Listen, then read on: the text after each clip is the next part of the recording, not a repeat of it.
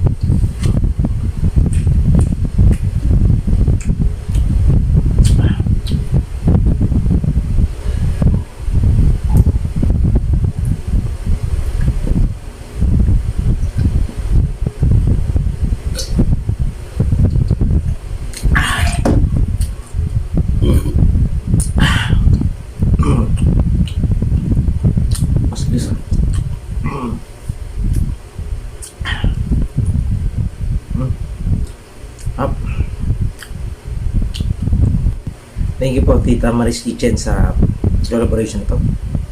Sobrang sarap ng napili po natin food. After po nito mga basic, puntahan po natin Tita Maris Kitchen. Sobrang sarap niya rin kumain, promise. Oh, excuse. Oh, excuse. Mga basic, ugas lang ako sandali ng kamay. Po, nakahugas po tayo ng ating kamay. Tita Marie, maraming salamat po sa collaboration na to. Grabe, sobrang nag-enjoy ako. Dun sa after po ng video na to, please po bisitahin natin Tita Marie's Kitchen. Pag nakita nyo yung kusina niya, sigurado ako mag-enjoy kayo. Ako po honestly, talagang isa po ako sa fan ni Tita Marie's Kitchen. Simula ko po siya napanood siguro mga 5 or 4 or 5 months ago. Sabi ko, grabe Tita, ang ganda po ng kitchen nyo. Sana po soon magkaroon kami ng ganyang kitchen. Sobra mag-enjoy po yun ay Tita Marie's Kitchen. So after po ng video na to, please po bisitahin natin Tita Marie's Kitchen. And gusto ko lang din po ng special shoutout po yung ating mga subscribers na lagi pong nanonood para sa atin. Maraming salamat po. KaBasic Atasha Jong, Christine Ogawa, Rena Butel, Naisay Redilla, Jocelyn Salalila, Sheila Rojas, Marife Corpus, and Harish Corpus, Abby Calderon, Led Calderon, Rachel Calderon, hello po sa Calderon family, Brainy Lagangan, Tess Benedicto, Lisel Lingat, Salvacion Junicio, Mary Ann Cayagan, Marian Salvador, Digna Corpus, Hyacinth Blight, Joy, DK Escudero, Jessie Pastrana, Asma Maca, Ligaya Nabia, Shane Antebidin, Josephine Hill, Michelle Pile. Maraming salamat po sa panagyang panonood sa ating channel. Shoutout din po, Zay Hosenia. Ito po, 15 years old po siya, nagbablog din siya. Ang galing niya ni Ate Zay. Angie Santos, Maria Rachel Babaran, katrabaho ko po yan. Irene Gatos. Tapos dun sa dalawa nating super chatter noong nakaraan, Mother Shingu, maraming salamat po. At si Reyna Nitunyeng.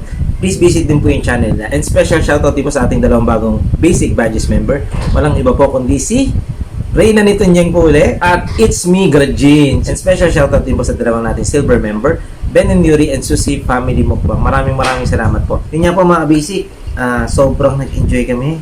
Sobra talaga ako nag-enjoy din sa food na to. Grabe, sobrang nabusog na naman tayo. After po nitong video na to, please extend natin love papunta kay Tita Marie's Kitchen. Super mag-enjoy kayo sa kanya. Promise po. Isa lang po yung sigurado. Kapag punta nyo po sa channel ni Tita Marie, mapapasubscribe po kayo. At ulitin ko po, maraming salamat po sa lahat ng sumusuporta sa Diskarteng Basic. Bye po and God bless.